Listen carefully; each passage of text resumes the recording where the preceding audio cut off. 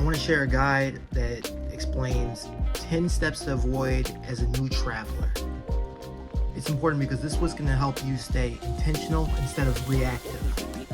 The first of these missteps that happen is not having an itinerary of any sort. That can be problematic because it makes organizing much easier. Without one, you're just going to feel like you're strolling around in any direction. And they're somewhat simple to make. All they need are time schedules and events. And all it is having a well-defined breakdown of the dates themselves and the time schedules down to the very hour at best.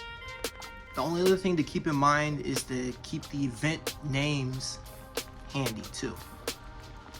Plus, it wouldn't hurt to have a brief summary of what these events themselves actually entail. Second is overpacking. In most cases, it's just hoarding on the go, and all it does is just hold you back and hold you down. Packing too many things in this case could lead to disappointment, and it would be something stupid like you have too many things and then you either have to ditch your luggage or it holds you up so bad to the point where you end up missing your flight. And it's the same as if you were in a road trip too. All it does is end up overstuffing the car, and then it just makes for an uncomfortable drive for everybody. Third is wandering around in places that not even the natives will go to. You're making a huge mistake if you're not listening to the people that's actually from the area that you're going to be visiting. Trusting them and what they say about that area is playing it safe in a way that everyone still gets to play without that. One of the suggestions is actually to help strengthen your financial literacy. Love for my love. You can't expect to do much if you're not actually financially prepared to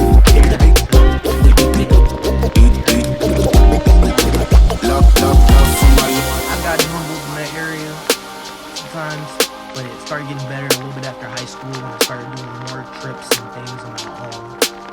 And the best rule of thumb that I ended up following with that helped was maybe keeping an extra $50 to $100 extra on top of whatever it was needed in order to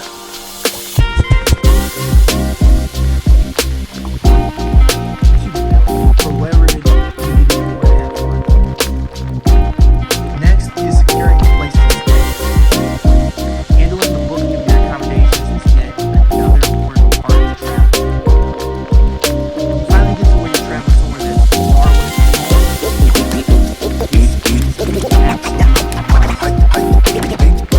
part of that's really just finding the best prices. Love for my love.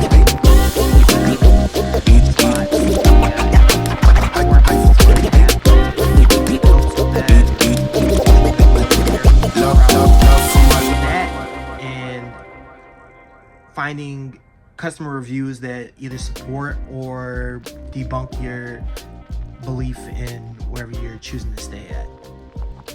And it might sound simple, but it's another thing to actually do it and get that experience when you have to deal with the people that's gonna book your spot and go through confirmation numbers, all that fun stuff. But it's definitely something that you should be familiar with if you're planning on traveling more. Sixth is passing on the food that actually makes the places so attractive. There's so many places that's known locally to even on a global scale just for their food alone. Eatery is a huge part of a lot of different places when they extend their offer for anyone to come visit. Most people eat 3 square meals a day anyway, and depending on your activity that you have planned for out there, you might be having to stay out there for a while and end up needing to eat a few times, and that's where a lot of your money's gonna go. Also, seventh is not going to see the artwork that brings life to the location. Everywhere you go usually has a section of land or something about it that really speaks to anyone that happens to visit the area. They have something that takes a lot of pride in existing in that space. An example is close in my area near Chicago. There's plenty of people that visit and they want to see the bean out there. That's one of the premier attraction spots, excuse me. And it's not limited to that. I recommend you go check it out if you are in the area, but if you're not, there's plenty of other landmarks across the country and for the globe for that matter. You just find these different things, and it's usually some type of synopsis or something that explains about the history and how it relates to the whole area that you see in front of you, and it's all off one piece. You'd be surprised what are the cherished and valued pieces that a city or state, anywhere that you're talking about, has to offer, and what it means to the people that live there. Eighth is traveling during what I like to call dead moments. So these are spots when there's nothing really going on.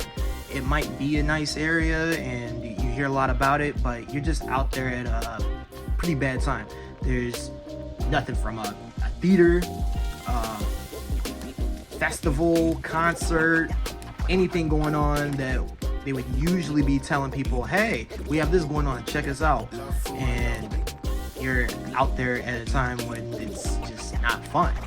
It's almost like when you go to college or something early before school even starts.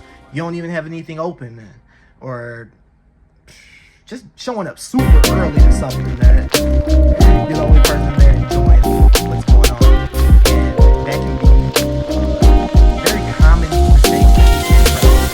Like, oh, I just have to walk in.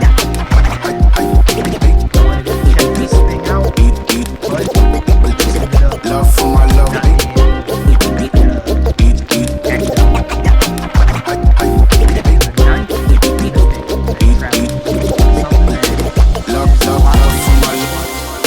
Setting your expectations too low. So that's when you might hear a lot of people hyping up something out there, or you yourself might have just done it yourself to where you think, oh, I should expect to see this happen, that, and the third, and it was nothing like what you were thinking. It wasn't like what it was in the movies, anything that you heard in song, read the book, whatever. And it's because you overhyped it. You would have been just fine if you didn't think too highly of it. And that's just one of the things that travelers should get an idea about before they start. That's really, like I said, applies to anything else.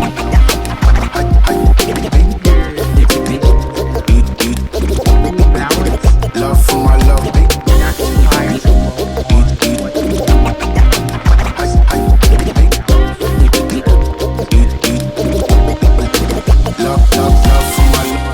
Keep things within reason. Okay, and last is losing sight on why you're on the trip in the first place. I usually speak through a metaphor in a sense where don't go out to this area, snapping pictures, and putting yourself looking for all these different bird and mink coats when you're out there for a PETA event. Love for my love. That's just probably inconsiderate example, but Love for my love. main thing out of that is just have everything that you're doing out there be done out of feng shui. So have all your activities out there complement each other and make your whole reason of being out there logical, something that makes sense to anyone else that